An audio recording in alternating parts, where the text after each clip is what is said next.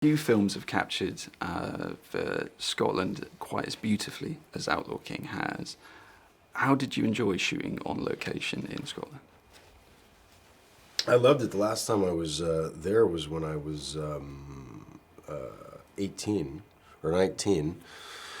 So it'd been a long time, and I'd never really had a chance to get outside of Glasgow or Edinburgh and to go to the Highlands. And I made a shirt at the end of the film for the cast and crew called the Lion Rampant Tour. The Lion Rampant being the form of the lion that in the heraldry of the Scottish king. And we listed all of the places on the back of the shirt like you do on a music tour, and I think there was 50 locations. So we went all over the place. It was beautiful. It was waterfalls. It was mountain ranges. It was rivers. It was beautiful abbeys and cathedrals and all sorts of stuff. So, you know, in one day it could rain. It could be sunshine. It could be the Scottish weather. Definitely put you in your place. And watching it last night, I noticed how many rainbows. There'd be rain and then there'd be a rainbow, and it seemed to happen all the time. So suffice to say, it was beautiful and I had a blast. Yeah. So I'm going to begin. I mean, you play a really driven character. That's probably the polite word of putting it. But he's so incensed, isn't he? He's someone that's so driven by what he wants and what he wants to achieve. Was it quite hard to switch that off at the end of a day's shoot? 'Cause I guess you were kind of, the way you had, the place you had to go into your mind throughout the day sort of shooting must have been quite raw, I suppose. Yeah, it is. It is very intense, and I think, you know, you're dealing with a very sort of volatile sort of character, and in times when you know, they're very almost paranoid. You know, these guys have been deemed outlaws, so they're constantly looking over their shoulder whether they'd be stabbed in the back. And I think it was, you know, life or death back there. So yeah, you want to kind of incorporate that and channel that. And I like to stay in character most of the time. Also, when we're on set, you know, that's where our head's at. But it's not always easy to shed that sort of intensity afterwards. But I've realised, I didn't ever realise this was what was expected of actors, because I'm sure they don't teach this in drama school, but now I've seen so many movies, I've realised that riding a horse comfortably and confidently while wielding a sword is actually something that a lot of actors have to sort of do at some point in their career. And it doesn't look like an easy thing to do. How is it like for you guys, confidently riding a horse while wielding a sword? Yeah, I mean, it's a real skill. First of all, learning to ride one-handed, you know. I mean, anyone who's a consummate, you know, rider, a lot of the time they will just ride with one hand. I mean, I was fortunate enough to have done some riding when I was a kid, and it's sort of it's like what it was for me, a childhood dream, to be on horseback in chainmail, wielding a sword, you know, and hacking people to death. Not for real, but like it's yeah, it is a real challenge. But we had a kind of extensive period of like a boot camp, you know, where we were all you know, learning how to do that. But yeah, it was a lot of fun. I'm going to begin just by saying this must be a story that just means a lot to you. You must be so sort of pleased to be telling it and putting it out there into the world. I am delighted. You know, it's been a long time coming for us. It's been also a long time coming for the story of Robert, because it seems that although that he is an enormous historical character, no one's really made a film about him. You know, or certainly a big scale film about him. So to have the opportunity to do it at a point in my career where I'm sort of ready to do a big budget film and explore the kind of realities of medieval life was really thrilling. Tell me about how was it for you to capture the Scottish accent? Very difficult, like anything. To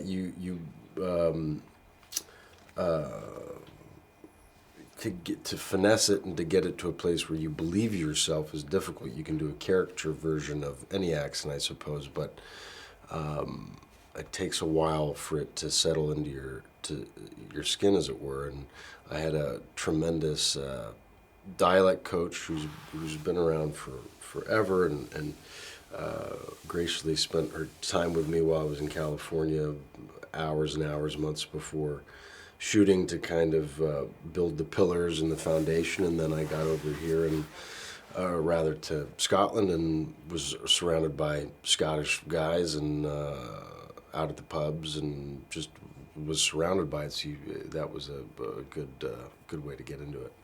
You know what's expected of actors, I've found that they probably don't teach you in drama school, is how to ride a horse and look really confident doing it, sometimes with a big sword in your hand. Right.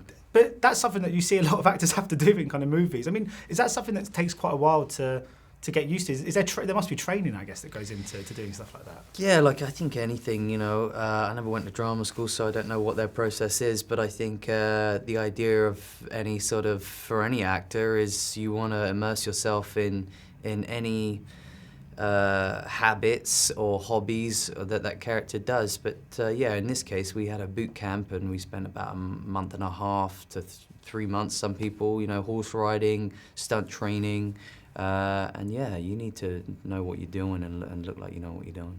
And even obviously, yeah, because I mean, with the kind of the swords and the outfits and the horses, I mean, did it sometimes just feel like you were kind of just a big kid in a kind of playground? Obviously, the film is delving into really serious themes, and the narrative is very kind of a very serious one. But at the same time, I don't know, it sort of taps into the sort of world of make believe, doesn't it, in some ways, and what attracts kids to becoming actors in the first place. I mean, we are big kids, you know, it's what we sort of do for a living. You stand there in the middle of a field shouting at 5,000 men going, "We're going to take the," you know, and you're like going, you're standing there, you're in your chainmail, you know, you don't really have to do very much, you know. Just, you know, just don't fall off your horse, I guess. But no, you're in your chainmail, you've got a sword, you've got an axe, whatever, you're on a horse.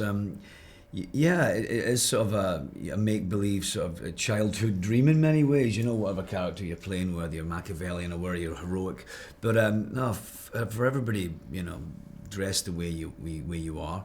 But especially with something medieval like this, which is, you mean, you look behind you and you've got the backdrop of Scotland and the way you're dressed, and you've got thousands of soldiers. Yeah, and it's quite. What more do you need? Indeed, it's very empowering, and so it definitely helps with characterization. It does, yeah. Well, and the attention to detail in costume, in setting, in locations, and what, you know, David's eye for that, you know, really allowed us to immerse ourselves in that world. So we didn't have to suspend our disbelief all that much. A lot of mud as well. Huge amounts. Well, I was kind of saved that quite a lot, you know, being, you know, the King of England, Prince of Wales. But you're full of mud. There's a lot of different kind of mud. It's a great yes. You get these people and they're just their names in books, aren't they? And then you sort of completely forget they're human beings with kind of emotions. And is that what part of the intrigue for you really is getting behind just the name and actually trying to understand more about who he is? But also, it is part of the appeal is to kind of bring the thing to life and to find the humanity, but also to try to be as historically accurate as possible. So to take the events of history and you read between the lines and work out how these things happen. And in our case, it was about a year and a half of a very concentrated period of history that eventually we kind of condensed the thing down to. Where Robert does these incredible things. He tries to puts up some resistance. He tries to join forces with his arch rival, ends up murdering him in a church. Is outlawed and excommunicated. Meanwhile, the Church of Scotland are trying to promote him as their only option to be the king, and so they arrange a sort of hasty coronation, and then he's defeated, you know, within days, you know, and sent harrying through the country and with virtually no people, and has to kind of drag himself back up again, and his family are captured and killed. This happened. That's what's so good about it. It's sort of history to gift to us in a way. I mean, when you're there with swords and there's horses and got all the outfits on, does it feel a bit like sometimes being a big kid in a kind of playground? Yeah, of course. I mean, you know, like, you don't want to do that. I mean, it's a lot of fun. And I've been to Glastonbury before, where it got really muddy, and you can't get rid of that mud, and it sticks around the stage of you. It must have been a bit of a nightmare on this set. It looked like it was muddy the entire time you were shooting. Yes, it was. We had incredible moments where we got to, we're right out. I mean, it's the most beautiful landscape there is, being up in the Highlands, and then, we get to ride horses across the Highlands. It's and across the Glen and see the most beautiful parts of Scotland. It's magical. And in regards as well to the choreography, I mean, with the sword fights, I know they're not that sharp, but I always feel like one wrong swoop and you're just going to sort of accidentally cut Chris Pine's head off or something. Yeah. That's it obviously shows that I just sort of... It was more likely he was going to cut my head or off. that. So, we won't go into that. But that felt like almost like a dance, that scene, right at the start where you two are kind of... It's a great way to put it, my man. It is a dance. I mean, it is... you've just got to trust your partner in many ways, you know, and especially... people have seen the film yet, but especially when the beginning of the film is an 8-minute take, and I actually watching it last night for the second time. I kept going to my wife after 5 minutes into it. This shot, Stamos is our camera operator. You know, he's got this piece of metal on his back and this amazing camera, and I was going, honey. She's going, what? I'm going, do you know it's still the same shot? She goes, yes, I know. I've noticed. Stop, shut up. I'm like, sorry, darling, but I know it is, and it was just for us to start off with that sword fight that Billy and Chris had was, no pressure, you know. I know it's a big opening to it's it. a huge, it was a huge challenge, but it was amazing. But when you are shooting that scene, when the camera's not on you, are you still acting? That kind of single take, or are you all kind of just rushing around, just getting back into the right positions? Because it feels like every a little time bit of both. Yeah. You're, and also, what is acting? We were so relaxed already around one another that it's sort of like in a sense, no acting required, you know. Yeah. I mean, you're just reacting to what is happening. And what's great about David and Mackenzie's approach is that it's all very spontaneous. So a lot of us, I think, didn't really know what was going to happen next. Although we kind of choreographed it, it was like there was this sort of suspense and this, this idea of spontaneity that anything could happen next. So it keeps everything fresh. Yeah, it was. I mean, obviously there's the scripted dialogue and there's the movements and scenes and sort of structure to a certain point. But then David, he definitely sort of made it loose, a feeling of that you could, not that it's okay to fail. Of course, we're filming here, we're professionals, we have to do this. But it was okay if you mess something up. It's not a big deal. It's like, okay, let's try it again. Let's experiment. Of course, we're losing light and we're 50 million over budget. But apart from that,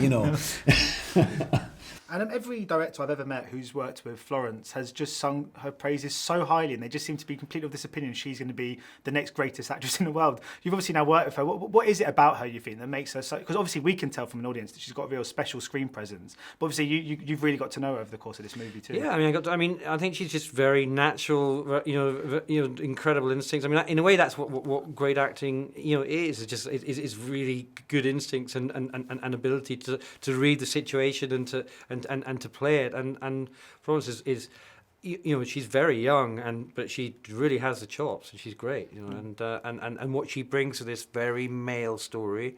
And the true life, romantic arc that happened with Robert and Elizabeth is a wonderful part of the film, and I love what Florence did, and she just balances the film in so many ways. And talk to me about that final battle. I mean, that was an incredible scene to watch. How was that like to film that scene? I think it took about a week to film, and it was relentless and brutal and tough. The conditions were harsh. The mud got, by day it got, thicker and wetter and sludgier, and but it just added to all of it. And I think by the end of it, even though our characters were emotionally drained and exhausted, I think we as actors were too. So I think it was easy to kind of tap into that pain. Because you're talking about condensing this into a movie, but then obviously it's been condensed further because obviously it was longer in Toronto. What initially triggered that? What made you think, right, maybe I should take some time? Have you ever thought that before in your career, where maybe it was too late and gone, I should have done that? And so No, I mean, I'm quite often I find myself putting stuff back actually, but because I'm quite brutal in edit times. We just shot a lot of material, a lot of great stuff, and I was happy with that, but we had to rush it for Toronto, and I had a feeling in front of a large audience that there were certain kind of narrative sort of cul-de-sacs which were interesting and strong, but the film could do without them, and I just thought, I want to make a playable, entertaining film as well as the strong historical drama that it is, and took the view that going back into the cutter room for a couple of weeks and was good. And we did it, and I'm really pleased with the result. I think I feel like that this is the definitive film, so I'm happy. Now, obviously, this is a project that's very close to David Mackenzie's heart. You've worked with him before. How was it collaborating with him on this project? It was terrifying in a way. You know, David has done small films, but he certainly has never done a $150 million movie. And I've been around enough of these to know how incredibly difficult it is to become the general to lead the troops into battle. But he, beautifully as David does, I don't know how he does it because he's such a little poet artist. He's more sensitive than many actors I know. And he just made it happen. He, in his kind of jazz filmmaking way, managed to make this huge film with all of the sensitivity of his independent filmmaking background.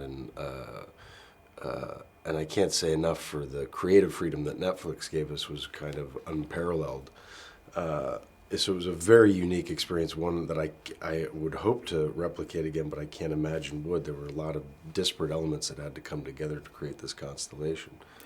And I saw the film yesterday up on the big screen. It looks incredible on the big screen, but obviously this is going to be getting a Netflix release as well. I mean, with things coming out on Netflix, that makes it so much more accessible, and it means more people see it. So even though it's great to see it on the big screen, I guess the most important thing is that people just watch it. So you must be quite a big fan, I suppose, of this kind of the way we're kind of indulging in entertainment these days. Yeah, I think I think this film really needs to be and should be seen on a big screen, and because the way it was shot, it was intended for as a cinematic kind of visual experience.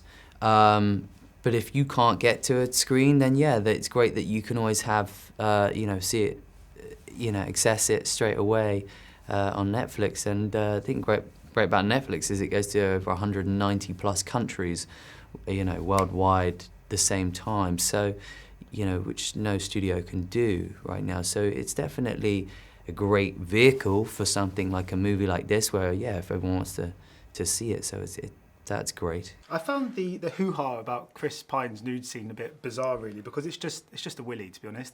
But then I was thinking, why is everyone sort of talking about this? And it did dawn on me that full frontal male nudity in mainstream movies is very actually quite rare. But it's not something you've ever sort of had a problem with. Why do you think in mainstream sort of contemporary cinema it is something that it just seems to be sort of seen?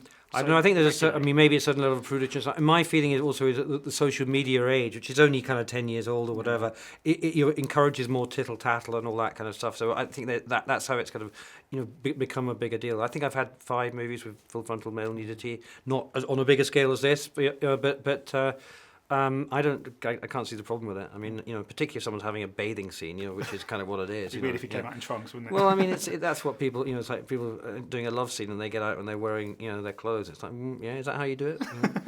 Well, maybe some people do. Finally, of course, you worked with Sam in A Million Little Pieces. Yeah. What can you tell us about that one? Because obviously it's not been released yet over here, but we're looking quite forward to seeing it when it does come out. Yeah, I look forward to showing it, and it's not quite ready to have a date for that yet, but I mean, we wrote and produced that together, and she directed and starred in it, and we had a fantastic time, and it's a little art piece, and very proud of it, and happy to share it soon. What can audiences expect when Outlaw King hits Netflix globally? I think they're going to expect many things, and I don't think Outlaw King is going to satisfy people in the way that they are expecting, which is to say, as I just told you, the foundations and pillars of this kind of Hollywood epic, sword and sandal epic, the hero journey epic. It's all there, but David manages to flip it all on its head. So whereas Braveheart was kind of a rousing, jingoistic freedom call for the Scottish people, this certainly has elements of that, but it's about a character that's way more complex, way harder to pin down.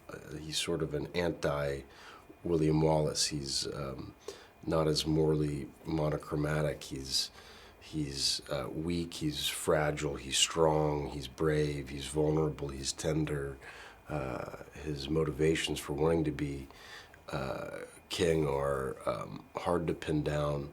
I think what I love more than anything about this film is that I think it's a meditation on man's great desire to have power and man's great desire to commit insane acts of violence to get to the dominant place in the animal hierarchy, and why do we make these decisions, and what are the costs of making these decisions.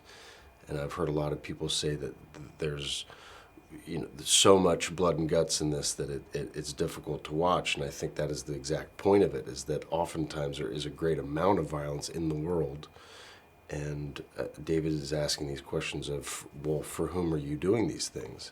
And we're sacrificing ourselves for nations and states. What is a nation state? What is an idea? So people should be thrown into the muck of it, and if the way that our film ends, I think, is it crescendos, but it doesn't go to that Hollywood score ending that you expect. It kind of leaves you in this minor note, wondering what the hell did we just see. I think it's a beautiful meditation on